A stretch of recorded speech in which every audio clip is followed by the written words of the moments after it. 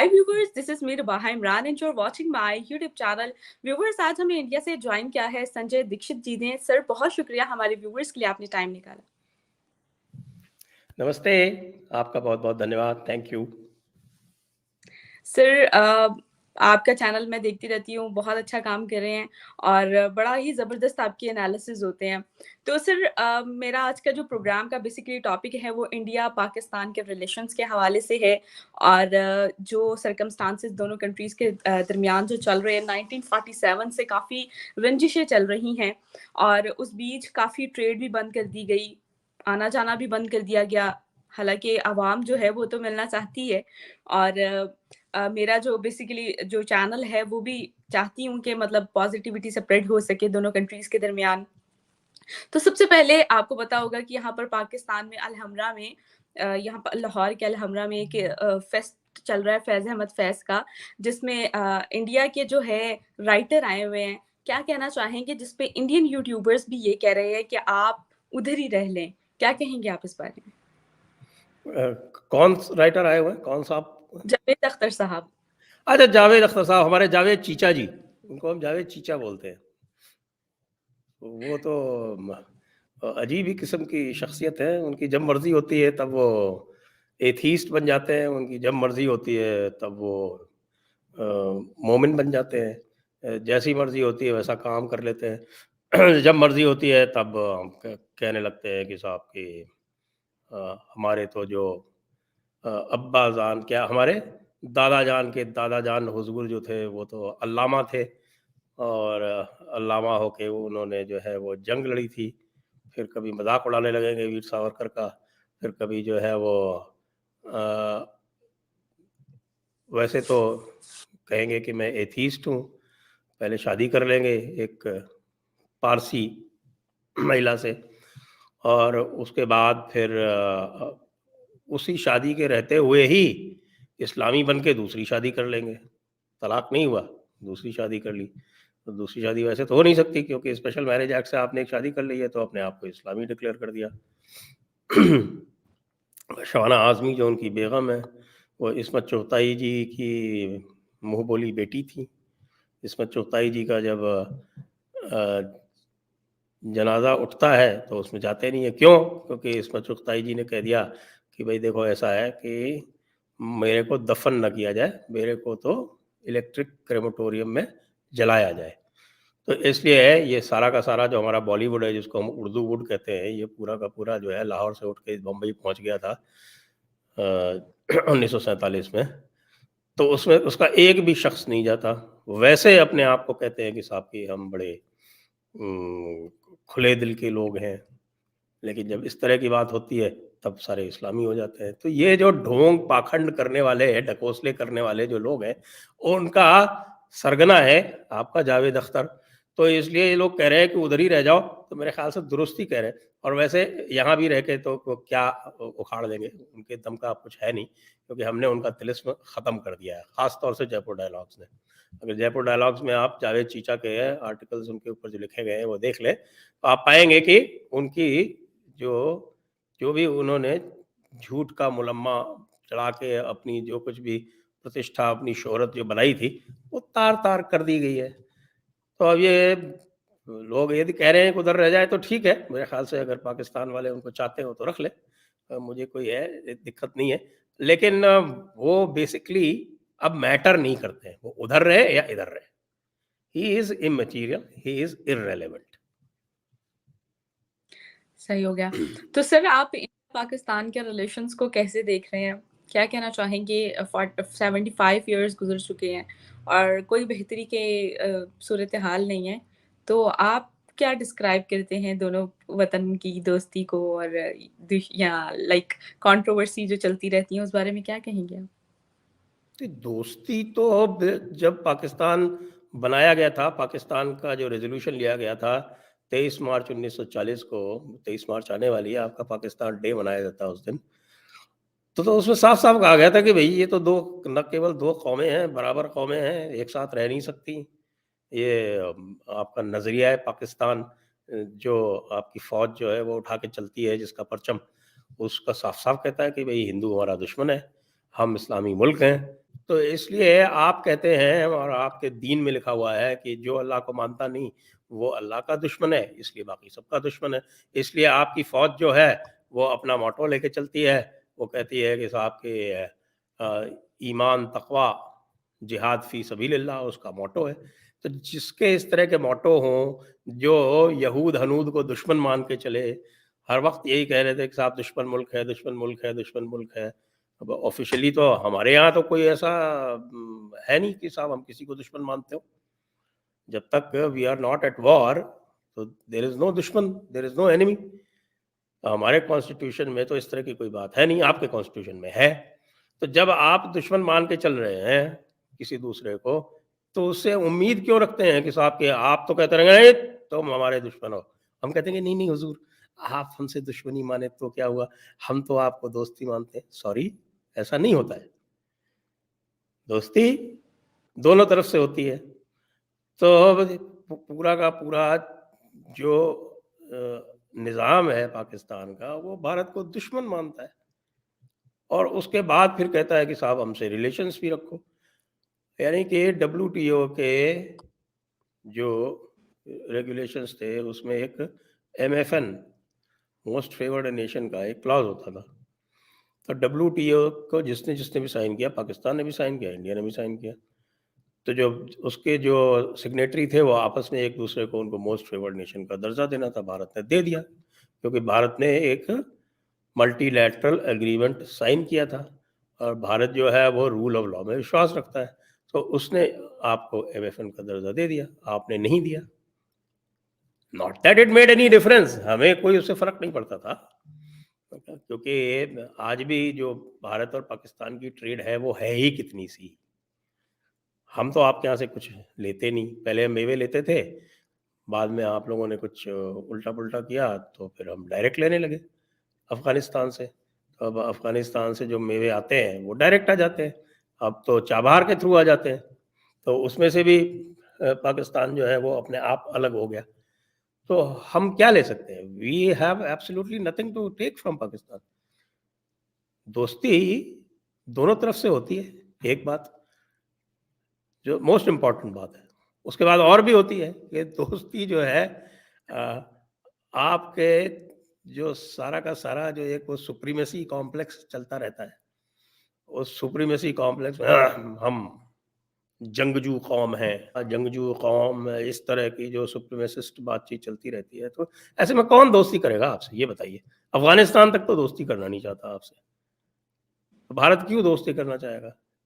आपको करनी है तो माहौल बनाइए। हमारे प्रधानमंत्री तो कह ही चुके हैं, प्राइम मिनिस्टर मोदी ने कितनी बार कह दिया कि भई terror and trade can not go together. तो आप टेरर खत्म करवाएं, जो मोटो है वो चेंज करवाएं, मॉडर्न बने। ये तो थोड़ी तो फंडामेंटली प्रॉब्लम है ना। तो ये फंडामेंटल प्रॉब्लम्स आपको एड्रेस करनी पड़ेंगी। इस्लाम में तो खिलाफत का कॉन्सेप्ट है, उम्मत का कॉन्सेप्ट है।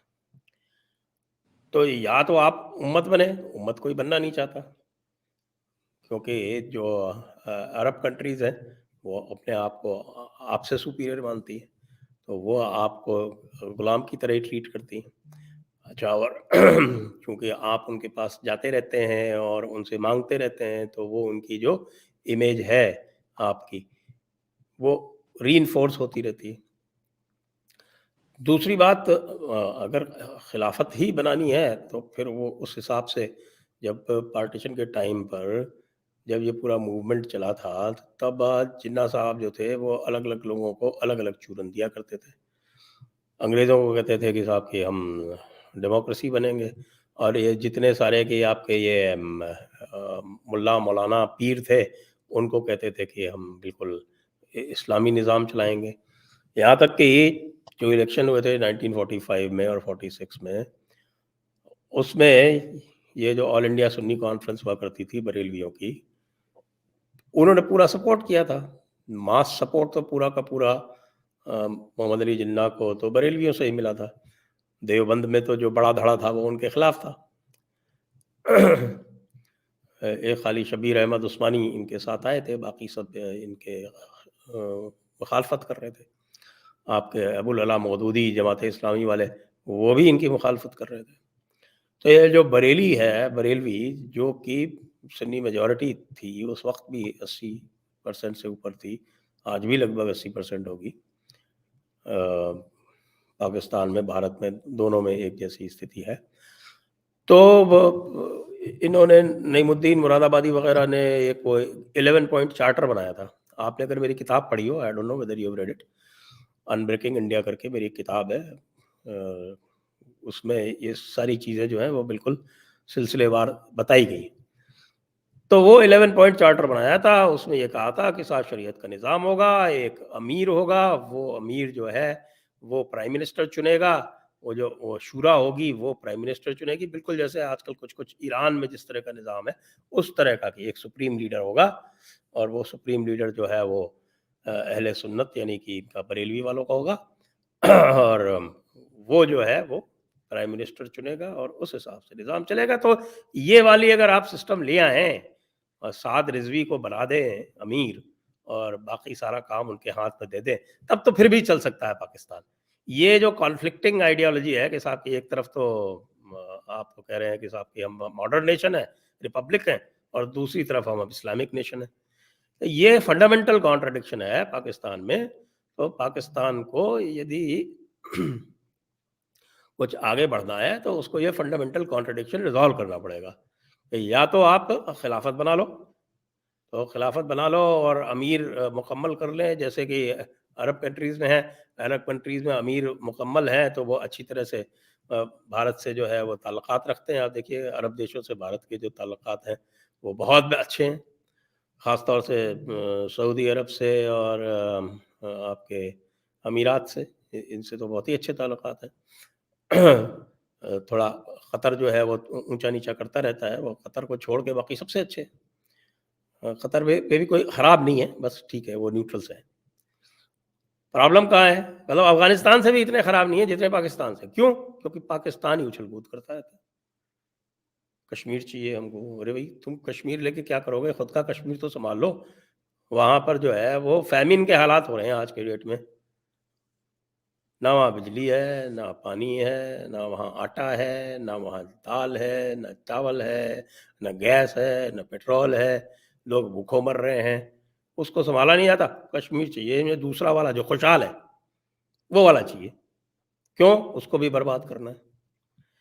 तो ये जो फंडामेंटल कॉन्ट्रडिक्शंस हैं पाकिस्तान के कॉन्स्टिट्यूशन में, पाकिस्तान के स्ट्रक्चर में, पाकिस्तान की पॉलिटी में, इसको पहले रिज़ॉल्व करने की बात करें, तब तो कुछ हो सकता है। आप इसको अमीरात बना लें, मेरे ख़्याल से। अमीरात बना लेंगे तो फिर भी कोई एक आदमी होगा, वो अपनी दादागिरी चलाएगा, तो वो उसके फिर भी उसके अख्तियार में होगा कि वो कुछ दूसरों से ठीक से तमीज़ से बात कर सके। अभी तो हालात ही है, जब कोई भी आएगा उसको डिफ़ॉल्ट पे खड़ा हुआ है। आपके ख्वाजा आसिफ ने तो कल कह दिया ना कि हम डिफ़ॉल्ट कर चुके हैं। मुल्क डिफ़ॉल्ट पे खड़ा हुआ है और साहब मूँछें ताने जा रहे हैं कि साहब कि नहीं, हम ट्रेड रिलेशंस इंडिया से तब तक बहाल नहीं करेंगे जब तक कि वो 370 बहाल नहीं कर देंगे कश्मीर में। अरे भई, हमने कब कहा कि हमें आपसे ट्रेड रिलेशंस बहाल करने हैं? हमें करने ही नहीं है आपसे ट्रेड रिलेशंस। आपको, हमें आपसे कुछ चाहिए नहीं, एक बात। कोई भी ऐसी चीज़ नहीं है भारत को जो पाकिस्तान से चाहिए, ज़ीरो। आपको हमसे जो चाहिए, वो हम दुबई भेज देते हैं, वो दुबई में उसके ऊपर हलाल मार्का लगा के आपको 4 गुने से लेके 10 गुने उस दाम पे सप्लाई कर दिया जाता है, आप खुशी-खुशी लेते हैं। भारत का भी ट्रेडर खुश, दुबई का भी ट्रेडर खुश, पाकिस्तान का भी ट्रेडर खुश। रियाया जो है वो हलकान हो रही है, तो बात अलग है, उससे किसे क्या फ़र्क पड़ता सर आप ये बताइएगा कि आप तालिबान के हवाले से क्या सोचते हैं? है। तालिबान के हवाले से क्या सोचते हैं, तो अ, ये अगर हम उसको modern nation state, western thought या भारतीय थॉट से उसको हम असेस करेंगे, तब तो हम उसको ये मानेंगे कि वो एक बहुत ही सैवेज किस्म की एक तहरीर, एक सैवेज किस्म की एक इंस्टीट्यूशन है, जो किसी भी, जिसको हम कह सकते हैं, जो आज का जो मॉडर्न वर्ल्ड है और उसमें जो एग्रीड वैल्यूज़ हैं, उसमें किसी के ऊपर भी विश्वास नहीं करती। तो उससे तो वो ये माना जाएगा कि वो एक बहुत ही बद से बदतरीन एक निज़ाम है तालिबान, या एक इदारा है तालिबान। लेकिन अगर उसको हम इस्लामिक पहलू से देखें, तो इस्लामिक पहलू से तो वो बिल्कुल, उन्होंने इस्लाम का निज़ाम पूरी तरह से कायम कर रखा है अफ़गानिस्तान में। तो जो इस्लामी लोग हैं, जो मुल्ला मौलाना हैं, जो अ, जिनकी तक़लीद सभी लोग करते हैं इस्लाम में, उनके हिसाब से देखा जाए तो वो तो बिल्कुल आदर्श आइडियल एक हुकूमत है। पाकिस्तान में भी ऐसी ही होनी चाहिए। तो सर अगर मतलब तालिबान इतने ही मतलब जैसे आपने कहा कि वो इतने मतलब बद से बदतर आपने उनको ना ये खिताब दिया है। तो आप मुझे वो ये तो हमारे बताएँ पर्सपेक्टिव से है ना, बद से बदतर। मुल्ला मौलाना के तो पर्सपेक्टिव से थोड़ा ही है। मुल्ला मौलाना तो उसी तरह का चाहते हैं। वो टीटीपी क्या कह रही है, वो आपके मौलाना फजले हक क्या कह रहे हैं, आपका साद रिजवी क्या कह रहा है, वो तो ये कह रहे हैं कि यही निज़ाम है, इसी तरह का निज़ाम आना चाहिए। वो मैंने आपको बताया ना, नईमुद्दीन मुरादाबादी वाला 11 पॉइंट चार्टर, वो मेरी किताब आप मंगा लीजिए, उसमें पढ़ लीजिए। वो 11 पॉइंट चार्टर में यही निज़ाम तो बताया गया है जो तालिबान वहाँ चला रहे हैं। और उसको जो है वो मोहम्मद अली जिन्ना ने उनसे एग्री किया था कि हाँ, बिल्कुल यही चलेगा। तो सर वो पीर अब मानकी शरीफ जो है, जिनके जिनके क़यादत में वो कश्मीर में लश्कर भेजे गए थे, वो कौन थे, वो कैप्टन अकबर कौन बने थे, क्या नाम था उसका, भूल गया मैं। तो इन सब लोगों ने तो यही कह के कहा था ना कि साहब, तो यहाँ पे तो यही निज़ाम चलेगा, ये तभी तो उन्होंने वोट दिलवाए थे इनको, वरना वोट इनको कौन देता। इनको वोट नहीं मिलते तो इनकी जो क्लेम थी अलग पाकिस्तान की, वो नहीं बनती। आपने बना लिया पता नहीं क्या, वो अहले सुन्नत वाला निज़ाम बनाइए, तब जो है उसके बाद फिर कुछ ये मुल्ला मौलाना जो हैं वो भी ठीक रहेंगे। वो आपको परेशान नहीं करेंगे, उनकी गाइडेंस में चलेगी, जैसे ईरान में चलती है। ईरान में तो फ़ौज सुप्रीम लीडर और जो शूरा है उसके गाइडेंस में ही चलती है ना। हम चुनाव कराएँगे, और चुनाव भी होते हैं, वो किस तरह के होते हैं, वो इलेक्ट कोई होता नहीं, सिलेक्ट हो जाते हैं लोग। तो ये जो कन्फ्यूज़न है ना, इसको पाकिस्तान जब तक नहीं रिज़ॉल्व करेगा, तब तक पाकिस्तान ऐसे ही अधर-झूल में रहेगा। सर जिस तरह आपने कहा कि तालिबान जो है बद से बदतर आपने कहा, तो सर इंडिया ने भी तो अब जो बजट पास किया 200 करोड़ समथिंग का बजट डेवलपमेंट का वो तालिबान या अफ़गानिस्तान के लिए ही अलॉट करवाया है। तो तब तालिबान उनको बुरे नहीं लगे और इवन के अफ़गानिस्तान की जो लोग हैं उनको ट्रेन भी तो इंडिया कर रहा है, यानी कि अफ़गानिस्तान की आर्मी को ट्रेन भी इंडिया कर रहा है। तो अगर तालिबान इतने बुरे हैं तो फिर आप लोग उनको सपोर्ट क्यों कर रहे हैं? तालिबान को कब सपोर्ट किया? अफ़गानिस्तान की आर्मी को जब ट्रेन करते थे, तो तालिबान के खिलाफ सपोर्ट करते थे। अफ़गानिस्तान की आर्मी को ट्रेन किया जाता था तालिबान से लड़ने के लिए। और अभी भी जो बजट रखा गया है, वो वहाँ के जो ह्यूमैनिटेरियन इश्यूज़ हैं, उसके लिए रखा गया है। हम तालिबान को बद से बदतरीन मान रहे हैं, हम कोई अफ़गानिस्तान के जो ममालिक हैं, उनको थोड़ी कोई बद से बदतरीन मान रहे हैं। उनसे थोड़ी कोई हमारी अदावत है। तालिबान बुरे हैं, तालिबान बद से बदतरीन हैं। तालिबान ने कितनी ज़्यादतियाँ की हैं, वहाँ थोड़े बहुत जो मुश्किल से 500 हज़ार भी हिंदू सिख बचे हुए थे, उनको भी उन्होंने बाहर कर दिया। तो तालिबान से तो हमारा किसी तरह का सिम्पैथी होने का सवाल ही नहीं पैदा होता। तो ये जो आपका जो सवाल है, ये फंडामेंटल गलत है कि हमने अफ़गानिस्तान आर्मी जो एएसएफ थी, उसको ट्रेन किया था, वो लड़ रही थी तालिबान से। जो तालिबान से लड़ रहे थे, उनको ट्रेन किया था भारत ने। और अभी जो ह्यूमैनिटेरियन एड जो है, हमने तो तुर्की को भी भेजी। हमने तो पाकिस्तान को भी ऑफ़र किया था। ह्यूमैनिटेरियन एड तो भारत का इसमें बिल्कुल पूरा एक ऐसा नज़रिया है कि चाहे कोई भी हो, चाहे हमारा दुश्मन भी हो, अगर कोई ह्यूमैनिटेरियन एड का इश्यू आएगा तो हम देंगे। तो जैसे ही सिंपैथी का संदेश भेजा नरेंद्र मोदी जी ने कि साहब की वो फ्लड में आपके बहुत नुकसान हुआ, तो हमारी सहानुभूति है, तो सब उछल पड़े, हमें एड नहीं चाहिए, हमें एड नहीं चाहिए। तुमको एड ऑफर किसने की थी भाई? हमने तो सिंपैथी ऑफर की थी। तुम्हें इतनी भी ग्रेस नहीं, पाकिस्तान वाले जो आपके लीडर्स हैं, इनमें इनमें इतनी भी ग्रेस नहीं कि वो जो आपको सिंपैथीज भेजी थी उसको भी ग्रेसफुली एक्सेप्ट कर सके। इसमें तो तालिबान बेहतर है, कम से कम उनको ह्यूमैनिटेरियन एड ऑफर की तो वो ग्रेसफुल थे इतने कि उन्होंने कहा हाँ ठीक है, आप भेज दीजिए 50,000 टन, आपको हमें गेहूं भेजना है, गंदम जिसको बोलते हैं आपके यहाँ, तो हम कर लेंगे। उसमें पाकिस्तान ने पंगे किए कि हाँ साहब हम अपने यहाँ से नहीं जाने देंगे, तुर्की को भेजेंगे हम एड, तो हम अपने यहाँ से नहीं जाने देंगे। तो इसलिए ये जो आपका पर्सपेक्टिव है, भारत तालिबान को किस तरह से देखता है, वो थोड़ा सा आप जो मैं कह रहा हूँ उसको समझें। अच्छा सर, आपने देखा कि टर्की के पाकिस्तान के साथ ताल्लुकात बहुत अच्छे हैं और उसके बाद भारत की जानिब यानी कि जब कश्मीर इश्यू उठाया जाता था ओआईसी कंट्रीज़ की जानिब से, उसमें एक मेंबर तो टर्की भी है और जब कश्मीर इश्यू होता था तो भरपूर जो है वो हमारा साथ दिया करते थे, टर्की की बात करें तो। और अब इंडिया क्यों उनको इतना सपोर्ट कर रहा है, एड भेज रहा है और वो तो सो मैंने आपको बता दिया ना कि भाई ह्यूमैनिटेरियन एड तो हम सबको भेजते हैं। ह्यूमैनिटेरियन एड तो ज़रूरत पड़ेगी तो हम चीन को भी भेजेंगे। ह्यूमैनिटेरियन एड अगर आप माँगेंगे तो हम ह्यूमैनिटेरियन एड आपको भी भेजेंगे। तो सर उनके ह्यूमैनिटेरियन एड का भारत का जो एक यूनिवर्सल आउटलुक है, जो हमारे यहाँ हमारे शास्त्रों में जो लिखा हुआ है, सर्वे भवन्तु सुखिनः सर्वे सन्तु निरामयाः, ये संस्कृत का श्लोक है जो कहता है कि सभी लोगों की कल्याण की हम कामना करते हैं।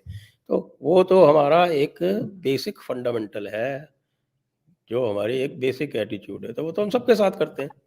पिछली बार जब मेरे ख्याल से पाकिस्तान में एक बार ज़लज़ला आया था और उस वक़्त एड हमने ऑफ़र की थी, पाकिस्तान ने एक्सेप्ट की थी, तो दी थी। उस वक़्त तो हालात कुछ ही दिन पहले जो है वो पाकिस्तान पंगा करके चुका था। 93 की बात है ना शायद ये, जब ज़लज़ला आया था बड़ा वाला, तो तो सर उस जब टाइम भेजी थी।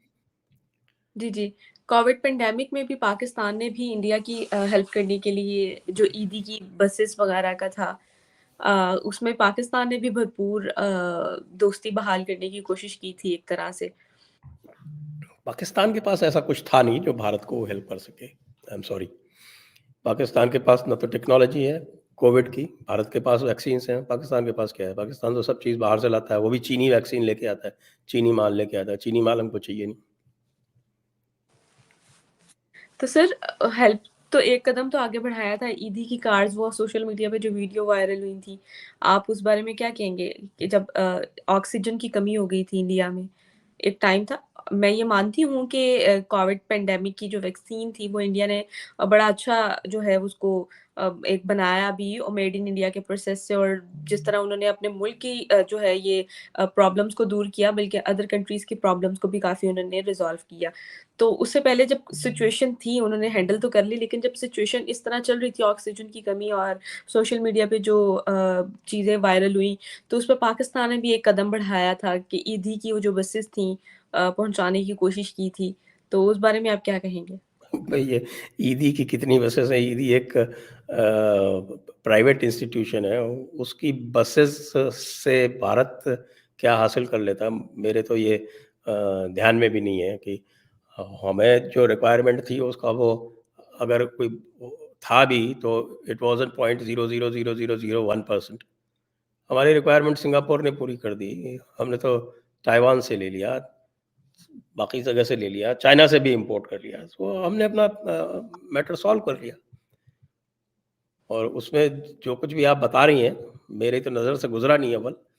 और दूसरी ये बात है कि वो जो पूरा का पूरा उस वक़्त पाकिस्तान की तरफ से जो बात आ रही थी, वो एक इस तरह की आ रही थी जैसे कि वो इंडिया का मज़ाक उड़ा रहे हों।